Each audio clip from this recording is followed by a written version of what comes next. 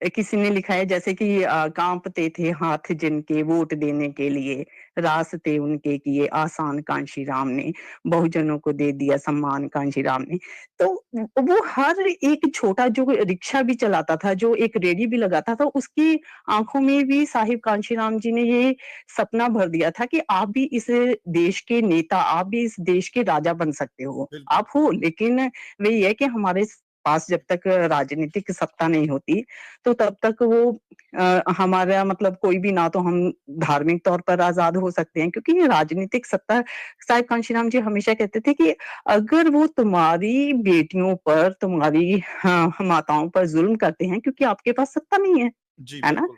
तो आज वही हो रहा है। अगर हमारे समाज के साथ ये ज़ुल्म हो रहा है, इतना बुरा हाल है, मतलब हर रोज़ आप अगर आप एक रिमाइंडर दे लो कि एट्रोसिटीज़ ऑन शूद्रास और अनटचेबल्स इन इंडिया, तो आप 5-5 मिनट पर आपको वो रिमाइंडर आता रहेगा कि आज इस टाइम ये हो रहा है, इस टाइम ये हो रहा है। तो इतनी बुरे हालात हैं इस जी। टाइम।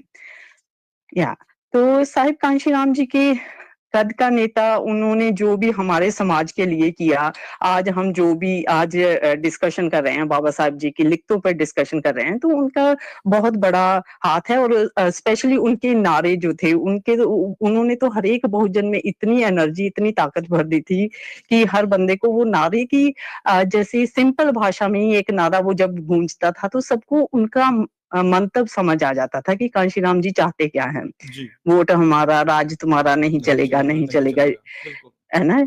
जिसकी जितनी संख्या बारी, उसकी उतनी हिस्सेदारी, जो ज़मीन सरकारी है, वो ज़मीन हमारी है। तो ऐसे नारों से one man, one vote, one value, है ना? क्या बात है! तो या वो इ वो इसीलिए वो कहते रहते थे कि जो दूसरे हैं, उनका काम है तुम्हें गुमराह करना, है ना? जी, तुम्हारे जो विरोधी हैं, उनका काम है तुम्हें गुमराह करना, और हमारा काम है गुमराह ना होना। तो जी, हमें बहुत ही ध्यान देने की ज़रूरत है कि उनका जो योगदान था, वो हम सबको एक धागे में बाँधना था। इसलिए उन्होंने 6000 जातियों को एक धागे में बाँधा, और उन्होंने कहा कि अ, ठाकुर, ब्राह्मण, बनिया छोड़, बाकी सब है डीएस4, कि ठाकुर और बनिया और ब्राह्मण को छोड़कर बाकी सब डीएस4 हैं। वो सब वो जब हम बहुजन कहते हैं ना, तो बहुजन का मतलब यही है कि वो सारी जातियाँ जी। जो उत्पीड़ित हो रही हैं उस टाइम, राइट? तो बाकी वो सब जातियाँ जो हैं इकट्ठी हैं। अगर हम सभी एक मंच पर आ जाएँ, मिल जाएँ, तो हम लोग बदलाव ला सकते हैं। लेकिन वही है कि जैसे हम सॉरी मैं ज़्यादा नहीं, टाइम नहीं, तो कोई नहीं बात ले नहीं। रही। नहीं, नहीं, नहीं, कोई बात नहीं, आप बात हाँ जी। कीजिए आप। हाँ, हाँ। तो बस यही है कि जब हम बात करते हैं, तो दूसरी जातियों को भी आना चाहिए, आगे आना चाहिए। और ये जो रहबर है ना, इन्होंने बहुजन के लिए काम किया है, किसी एक समाज के लिए काम नहीं किया। बहुजन का मतलब ये है कि जी, जो लोग दबे-कुचले हैं, जिन पर एक छोटा-सा जो ग्रुप है वो राज कर रहा है जे और हमारा जो अगर हम अपने बहुजन नायकों का मिशन देखें, तो उनका उनका मिशन किसी पर राज करना नहीं था, उनका मिशन था समानता पर आधारित, कि किसी के साथ भी अन्याय ना हो। यही अम्बेडकरवाद है, कि किसी के साथ भी अन्याय ना हो और सभी एक समान, सबको यहाँ पे आज़ादी हो, सब प्यार से रहें, प्रेम से रहें, है ना? तो जी, ये हमारे सारे बहुजन नेताओं का एक मकसद था, ऐसे समाज की संरचना करनी, ऐसे समाज को बनाना जिसमें बेगमपुरा हो, जिसमें गम ना हो, बिल्कुल। लोग एक-दूसरे का सत्कार करें और एक-दूसरे को रिस्पेक्ट दें। तो बस यही मैं कहना चाहती हूँ आप सभी जी। को। सभी का बहुत ज़्यादा धन्यवाद मुझे सुनने के लिए। जी, बिल्कुल जी, बहन जी, जे आप लोगों का ही चैनल है, ये अपने समाज का ही चैनल है। हम जब भी कोई आता है, हम उसको उसको खुला समय देते हैं। जितनी बात करनी है अपने समाज के बारे में, वो कर सकते हैं।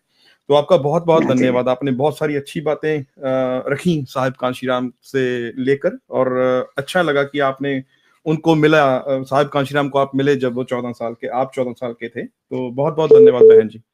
एक चीज़ मैं और ऐड करना चाहूँगी, जी, मुझे ना मुझे जो साहिब कांशीराम जी के साथ रहते थे, तो उनको मैं पानी देने गई थी, तो तब उन्होंने एक चीज़ बताई थी, साइन करना था उन्होंने, तो उन्होंने बोला कि जो पेन है ना साहिब कांशीराम जी, अगर ब्लू पेन ना हो ना, तो वो तोड़ देते हैं, मतलब भगा के मारते हैं। कहते कि अब ब्लू पेन नहीं आपको मिलता अगर हाँ, ब्लैक ले जाओ ना। जे तो जे नई बात है इतना हमारे लिए भी। उनका हाँ, तो उनका इतना वो मिशन के लिए इतना समर्पण था कि वो छोटी-छोटी चीज़ों पर, बारीकियों पर ध्यान देते थे कि वो नीला कलर हमारा है और नीले कलर को वो आस-पास देख के खुश होते थे। जी। तो ये मुझे हमेशा ये बात बहुत इंस्पायर करती है, तो मैं भी हमेशा सोचती हूँ कि हमेशा नीले पेन से ही लिखा जाए। नहीं, बहुत अच्छी बात है। धन्यवाद बहन जी। हाँ जी।